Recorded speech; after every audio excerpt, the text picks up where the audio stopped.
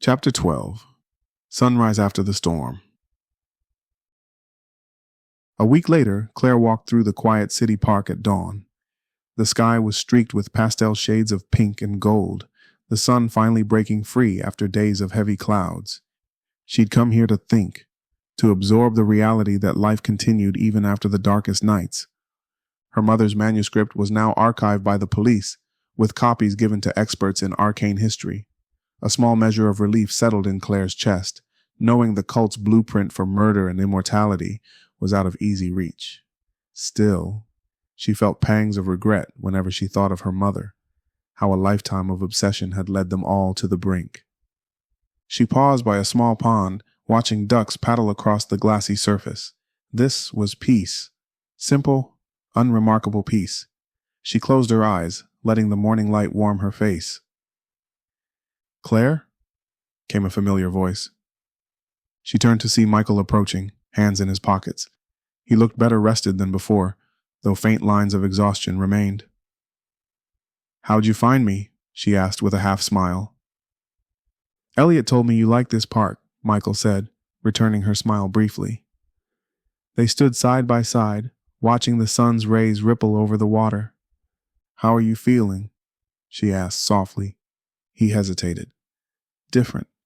Like there's a weight off my shoulders, but also a void. The constant pressure from my instincts is quieter. Part of me wonders if I'll be the same detective without it."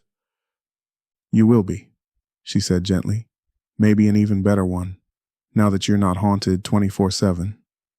Michael looked away, a ghost of a smile touching his lips. "We'll see." They strolled along the path, early joggers passing by, the world waking up to a new day. Claire shared her plans. She would wrap up her mother's estate and possibly dive back into her own career, maybe explore a future on her terms. For the first time, she felt freedom rather than fear. "I'm thinking about traveling," she said suddenly. "Just for a bit. See if I can find out more about my mother's research origins. Maybe close any remaining loops." Michael glanced at her, both concern and admiration shining in his eyes. "That sounds like a good idea. Just be careful." "I will. And you?" she asked. "What's next for Detective Shaw?" He chuckled softly, the sound almost foreign. "I'll keep doing my job, catching bad guys, trying to prevent the next crisis. But maybe I'll take a break now and then, try living like a normal human being." They reached the end of the path, the city's skyline reflecting in the water behind them. Claire turned to face him. "I guess this is goodbye for now?" Michael shrugged, a gentle look in his eyes. "Not necessarily. Stay in touch, Claire. Let me know when you get back from your travels." She nodded, emotion knotting in her throat. "Thank you.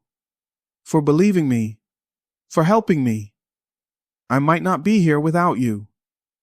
He lifted a hand, brushing her cheek lightly in a gesture that held more intimacy than any words could manage. Then he let it drop, stepping back, giving her space. "Take care of yourself."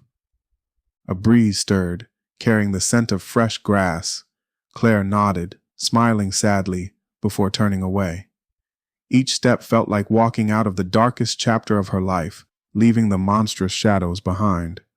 Michael watched her go, the early sun casting a halo around her figure. For a moment, regret tugged at him, but it was tempered by hope. They'd both earned their next chapter, one not dictated by murder, cults, or ghosts.